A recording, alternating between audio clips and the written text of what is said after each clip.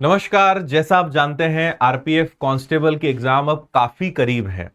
इन आखिरी दिनों में आपको किन बातों का ध्यान रखना है, किन टॉपिक्स पे ज्यादा काम करना है, किन चीजों को बिल्कुल भी इग्नोर नहीं करना है और आखिरी समय में पढ़ाई करने का तरीका क्या होना चाहिए, बहुत सारी चीजें मैं आपके लिए लेकर आया हूं। इवन मैं आपको यह भी बताऊंगा कि आपका पढ़ने का एक रूटीन, इस समय आपका शेड्यूल क्या होना चाहिए। तो सारी चीजों को समझते हैं, बहुत कम समय में आपको बहुत काम की जानकारी मैं दे रहा हूं। तो आइए शुरुआत करते हैं। आप जानते हैं कि आरपीएफ कांस्टेबल की जो एग्जाम है 2 मार्च से शुरू हो रही है, जो 20 मार्च तक चलेगी।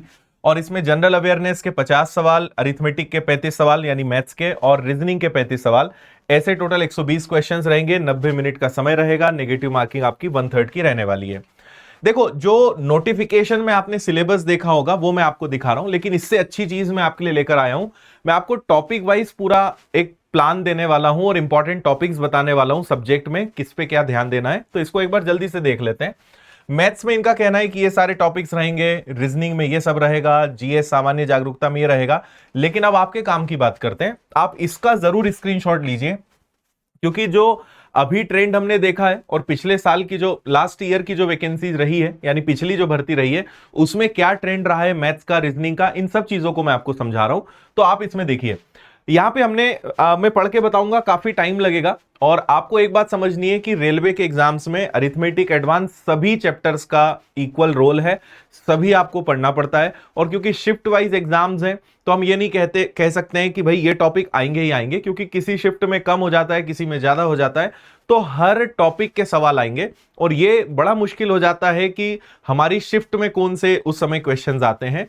तो पहली बात आप ध्यान रखिए, अगर रियल में आप एग्जाम निकालना चाहते हो तो आप सबसे पहले दिमाग से यह निकाल दीजिए कि something is important, everything is important. हर चीज यहां पे इंपॉर्टेंट है, महत्वपूर्ण है, आईएमपी है। कुछ भी ऐसा नहीं कि ये पढ़ लेंगे तो सिलेक्शन हो जाएगा, ये गलत धारणा आपकी हो सकती है। तो देखिए, यहां पे हमने सब कुछ मेंशन करा है कि भाई नंबर सिस्टम से लगभग 3 से 4 सवाल देखने को मिलेंगे, simplification, LCM, HCF, fractions, ratio. तो ये आप स्क्रीनशॉट लीजिए। इसके बाद रीजनिंग में देखिए, रीजनिंग में पूरा इन्होंने दिया हुआ है कि रीजनिंग में क्या क्या टॉपिक्स रहेंगे, तो ये आप ध्यान से देखिए। और ये टॉपिक्स बताने का पर्पस यही है कि आखिरी समय में आप इन टॉपिक्स पे थोड़ा ज्यादा काम कर लें, थोड़ी ज्यादा प्रैक्टिस कर लें, वो आपके लिए बेस्ट रहेगा। ऐसी जनरल अवेयरनेस है, तो इसमें भी आपको जिन चीजों का ध्यान रखना है। अब देखो, जनरल अवेयरनेस, सामान्य जागरूकता बोलने को है, लेकिन इसमें सब्जेक्ट्स बहुत सारे होते हैं। सबसे पहले करंट अफेयर्स है, जिसके 9 से 10 सवाल आएंगे सबसे ज्यादा। फिर इतिहास के 7 से 8 सवाल, पॉलिटी के 7 से 8 सवाल, ज्योग्राफी, भूगोल, इकोनॉमिक्स, साइंस। अब साइंस में फिजिक्स, केमिस्ट्री, बायो, इन तीनों को काउंट करिएगा। स्पोर्ट्स का जो स्टैटिक पार्ट है, आर्ट्स एंड कल्चर हो गया, मिसलिनियस हो गया, ऐसे इन सब से मिला के लगभग 50 सवाल आपके जो है बनने हैं। तो इन सब को हमें पढ़ना है। लेकिन मैं आपको रणनीति के तहत पहले ही बता रहा हूं कि मैथ्स और रीजनिंग 2 ऐसे सब्जेक्ट हैं जिनमें आप 100% मार्क्स लाने की हिम्मत कर सकते हो। जीएस में कितना ही पढ़ लो, कितना ही रिवीजन कर लो, कितनी अच्छी आपने प्रैक्टिस करी हो, लेकिन जीएस में आप 100% नंबर नहीं ला सकते, क्योंकि उसका अंत नहीं है। और जरूरी नहीं कि सभी स्टूडेंट का या कोई ऐसा स्टूडेंट हो जिसके सारे ही पोर्शन अच्छे हो, कहीं ना कहीं इसमें दिक्कत आ ही जाती है, कोई ना कोई पोर्शन हमारा वीक होता है। इसीलिए मैं आपको बता रहा हूं, अगर सिलेक्शन लेना है तो जीएस अपनी जगह है, लेकिन मैथ्स, रीजनिंग असली में आपके मार्क्स खींचेंगे। क्योंकि जीएस तो फिर भी ठीक है, एक एवरेज सबके मार्क्स ठीक ठाक आ ही जाते हैं, लेकिन जिसके मैथ्स रीजनिंग में पूरे पूरे नंबर या अच्छा स्कोर रहेगा, उसके सिलेक्शन के ज्यादा चांसेस रहेंगे। इसलिए स्कोरिंग सब्जेक्ट को हल्के में नहीं लेना है, उस पर आपको ज्यादा काम करना है, ये बात आप ध्यान रखें। इसके बाद आते हैं भैया रणनीति पर। हमने यहां पर एक कॉमन टाइम टेबल बनाने का प्रयास किया है जो मैक्सिमम लोगों को सूट कर सकता है। तो आप इसको समझे, डेली हमें ऐसा लगता है कि थोड़ा सा अपने हेल्थ, अपने योगा, मेडिटेशन, थोड़ा दिमाग को रिलैक्स भी मिल जाए, दिमाग जगह पर भी रहे, एनर्जेटिक भी रहे, रिफ्रेश भी हो जाए, तो हमें लगता है कि आधा घंटा आपको थोड़ा सा इस चीज को समय देना चाहिए। लेकिन उसके बाद वीक पोर्शन है, तो दिन में कम से कम 2 घंटे अपने वीक पोर्शन पर आप समय दें। रिवीजन के लिए आपको इससे ज्यादा समय देना है, कम से कम आपके दिन का 4 घंटे रिवीजन पे जाना चाहिए। मॉक टेस्ट और उनके एनालिसिस को लेकर कम से कम आपका 4 घंटे जाना चाहिए एक दिन में। और सेक्शनल टेस्ट आप लगा सकते हो कि भाई मैथ्स का लगा लिया, रीजनिंग का लगा लिया, जीएस का लगा लिया, तो हमें लगता है कि 1 से 1.5 घंटा आपको इस चीज को देना चाहिए, है ना। इन अंतिम समय में सबसे महत्वपूर्ण जो है, इन सब में अगर सबसे महत्वपूर्ण बात करूं तो वो आता है टेस्ट। पहले आपने बहुत अच्छे से टेस्ट लगाया, उस टेस्ट का बहुत अच्छे से आपने एनालिसिस करा, और इस एनालिसिस के बाद आपको उठानी है एक्शंस। आपको कार्यवाही क्या करनी है, एक्शन क्या लेना है कि भाई मैथ्स में थोड़ी स्पीड दिक्कत आ रही है, रीजनिंग में इस टॉपिक में दिक्कत आ रही है, जीएस में यहां दिक्कत आ रही है। तो ये सब अपनी कमियां और उन कमियों पे सुधार की शुरुआत होती है टेस्ट से। और अब आप मतलब हम कम से कम एक टेस्ट का सजेशन देते हैं, लेकिन अगर आप 2 टेस्ट भी डेली लगा लो तो ये बिल्कुल बुरा नहीं है, बहुत शानदार चीज है। अगर आपका सिलेबस कंप्लीट है, आपको लगता है कि हाँ मैक्सिमम जो पढ़ना चाहिए था वो हमारा पढ़ा हुआ है, अब हमें प्रैक्टिस पर ही ज्यादा फोकस करना है, तो मैं आपको 2 टेस्ट पर डे का सजेशन दूंगा। 2 टेस्ट लगाइए, लेकिन उतनी ही ज्यादा ईमानदारी से उनका एनालिसिस भी करना है, क्योंकि एनालिसिस एक्चुअल में बताता है कि आपकी कमी कहां है, आपको कहां सुधार करने की जरूरत है। एनालिसिस से हमें कदम उठाना है, एक्शन लेनी है कि यार क्या चीज को मुझे और ज्यादा पढ़ने की जरूरत है, किस चीज पे और ज्यादा ध्यान देने की जरूरत है, वो आपको एनालिसिस से पता चलता है। तो टेस्ट लगाइए, एनालिसिस करिए और उसके अकॉर्डिंग एक्शन उठाइए, फिर ये उसी का पार्ट है।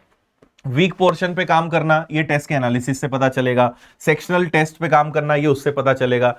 कई सारे बच्चे क्या गलती करते हैं, टेस्ट तो लगाया लेकिन उसके बाद एनालिसिस को इतना ज्यादा ध्यान नहीं दिया, हल्के में ले लिया, या ठीक है नहीं भी करा तो क्या है, टेस्ट वो सोचते हैं टेस्ट लगाना ही सब कुछ है, ये गलती है ना। तो आप हमेशा इस तरह टेस्ट लगाएं जैसे आप रियल एग्जाम में बैठे हो, और रियल एग्जाम में जिस तरीके से टाइम मैनेजमेंट करना है, जिस तरीके से आपका माइंड सेटअप होना चाहिए, जिस तरीके से सीक्वेंस और जो भी सारी आदतें हैं वो एग्जाम वाली होनी चाहिए। कि अगर एक बार टेस्ट लगाने बैठे तो उठना नहीं है, किसी का कॉल आ जाए, किसी से बात करनी हो, कुछ नहीं, अपने आप को उतनी देर के लिए एकदम गायब कर लेना है कि एग्जाम की रियल प्रैक्टिस करनी है।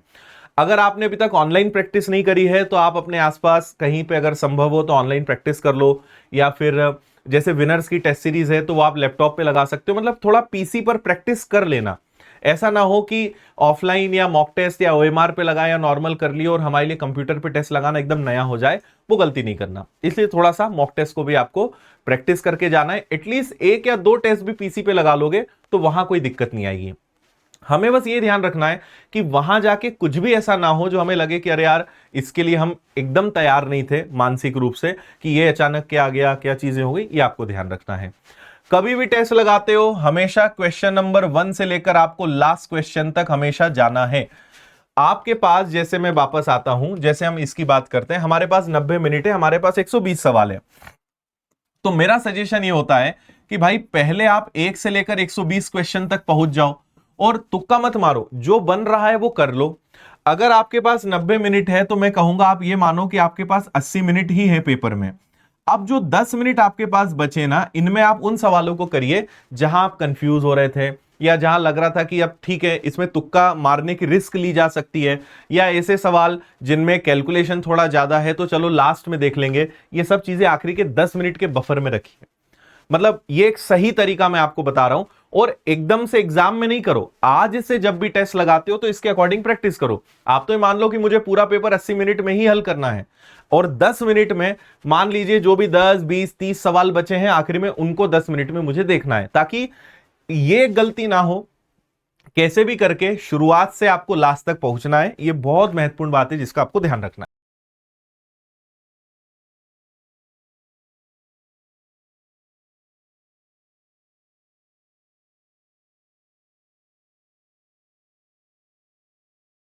चलिए आगे आपको लेकर चलता हूं मैं। यहां पे हमने कुछ पॉइंट्स आपके लिए लिखे हैं, मैं चाहता हूं कि आप एक बार इनको देख भी लें, पढ़ भी लें।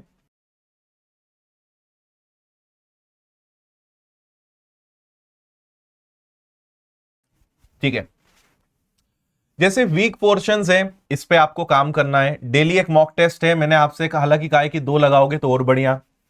ठीक है, फिर इसके बाद आखिरी दिनों में कुछ नया पढ़ने से बचना है। अगर आपका सिलेबस बहुत ज्यादा बचा है तो मेरी यह सलाह रहेगी कि अब बहुत ज्यादा पढ़ने से महत्वपूर्ण है जो पढ़ा है उसको मजबूत करना।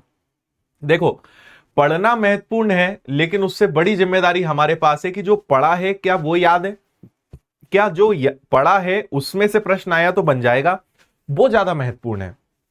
इसीलिए आखिरी दिनों में एक शब्द को आपको बहुत सीरियस लेना है और वो है रिवीजन।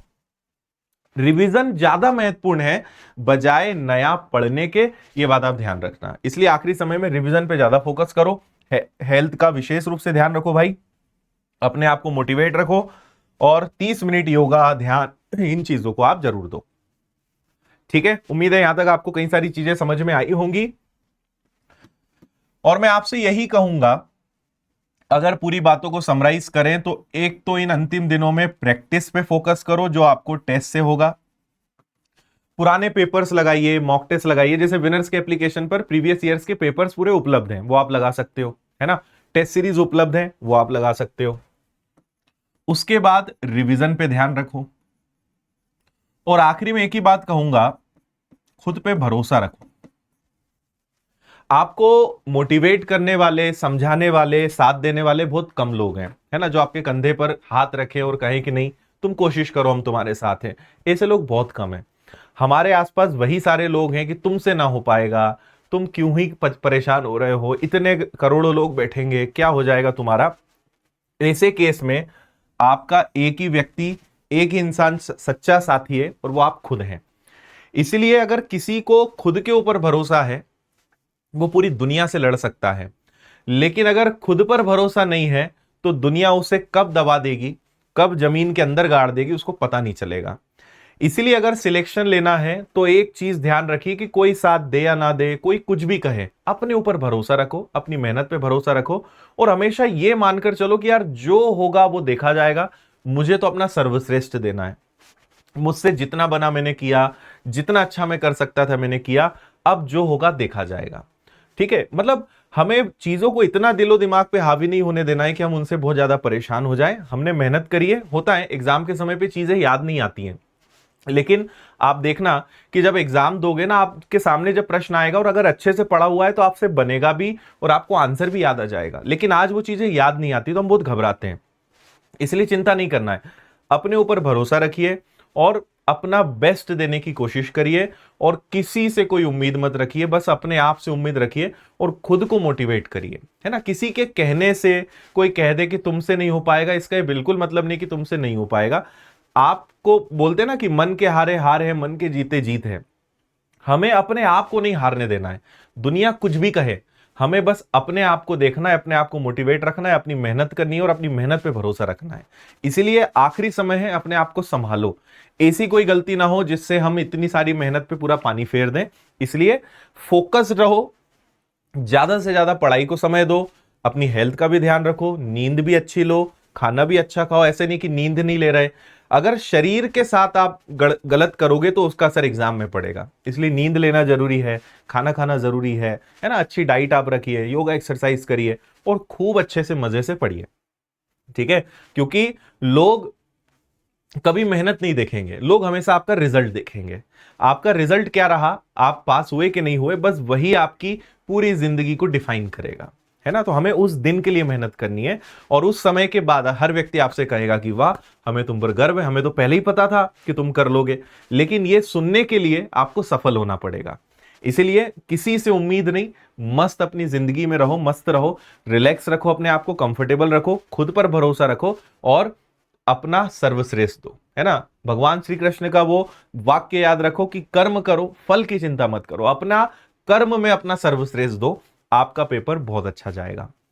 तो फिलहाल मैं इन्हीं सब शुभकामनाओं के साथ आपको बहुत सारी बधाइयां एडवांस में देता हूं, बहुत सारी शुभकामनाएं देता हूं, और आपको ऑल द बेस्ट भी कहना चाहूंगा कि आपका पेपर बहुत अच्छा रहा। इस बीच में अभी मैं आपसे और मिलूंगा, और कई सारी क्लासेस, टेस्ट तो हम ले ही रहे हैं, और आप चाहेंगे तो मैं एक मैथ्स का मॉक टेस्ट भी, एक दो कुछ मॉक टेस्ट आपको एग्जाम के पहले लगवा दूंगा, तो उससे आपकी और प्रैक्टिस हो जाएगी, है ना। बाकी सारी चीजों के लिए विनर्स ऐप है ही, हर प्रकार की चीजों के लिए। कांस्टेबल की टेस्ट सीरीज हमारी एप्लीकेशन पर है, 149 में आप ले सकते हो, और ग्रुप डी की है, एनटीपीसी की है, सभी टेस्ट सीरीज हैं, तो आप इन सबको ले सकते हो। विनर्स की ऐप पर आप जाएंगे तो आपको सारी चीजें मिल जाएंगी। किताबें चाहिए अगर आपको, तो विनर्स पब्लिकेशन ऐप पर रेलवे के हर सब्जेक्ट की शानदार किताबें हैं जो आप ले सकते हो। सभी प्रकार की लिंक डिस्क्रिप्शन में है, वहां से आप चीजों को डाउनलोड कर सकते हो। सो बहुत सारी शुभकामनाएं आप सभी को, ऑल द बेस्ट, अपना अच्छा दीजिए, और इस वीडियो में जो जो बातें कही है उनका ध्यान रखिएगा। जय हिंद।